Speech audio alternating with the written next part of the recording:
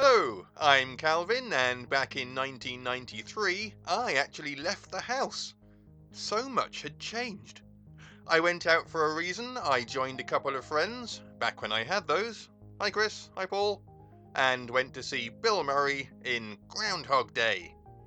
I realise a lot has happened since then, well, to you at least, but it was a really enjoyable film, and I still have fond memories. Apart from one thing that's always bothered me, and this, as far as I can tell, hasn't been covered by anyone else, most likely with good reason.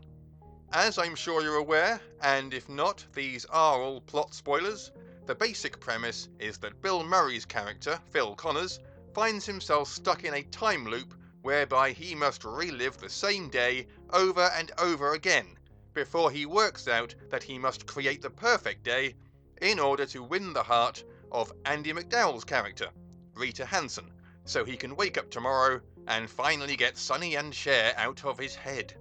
To create this perfect day, it has been estimated that Phil's accumulated time comes to anywhere between 8 and 34 years. Reenacting the same day over and over again, with only small incremental adjustments in each cycle, which is likely a familiar sensation to you if you've ever worked in an office.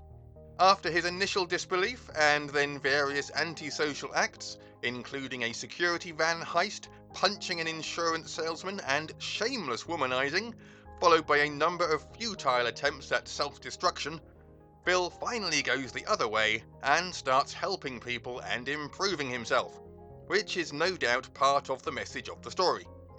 Now, I know there's some question as to the actual cause of the repeated day, whether it's Rita doing it, or maybe the town of Punxsutawney, or the mayor, or Phil's conscience, or karma, or a twisted universe, or even the groundhog itself. But my question is, what do they want from him?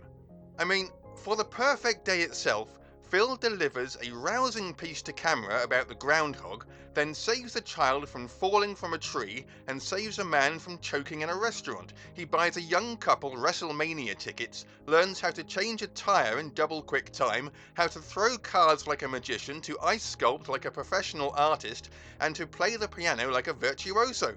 He also becomes fluent in French and even studies and memorizes 19th century French poetry. During this arduous and challenging process, he says he's been stabbed, shot, poisoned, frozen, hanged, electrocuted, and burned. Evidently, he must go through all of this to impress the girl and get to tomorrow. I know it's just a film, but what the hell? Demanding much? Good God, what does it take to get someone to notice you? Surely all he really had to do was bring Rita a coffee that morning, do the piece to camera with forced sincerity, and then just not laugh in her face when she mentions French poetry. It just reminds me of all those situations where no matter what you do, you can't get it right, and you don't even have the option of giving up. It's like having to be civil to a former lover in public. Not only does Phil suffer to an inhuman degree, but his eventual reward is just to sleep with Rita after he was condemned for seducing women using the same tactics earlier in the film. And even then she barely registers just how awesome Phil has suddenly become, seemingly overnight. As I recall, she just kind of smiles at him, and it's not even a very heartfelt smile. And that's it. 30-odd years of relentless existential terror, and he gets a bemused smirk. That's really not enough. If that happened to me, I'd need to wake up on a yacht, next to my own island. And I want my damn hair back! I bet the couple even broke up after a month. Yes, I'm divorced.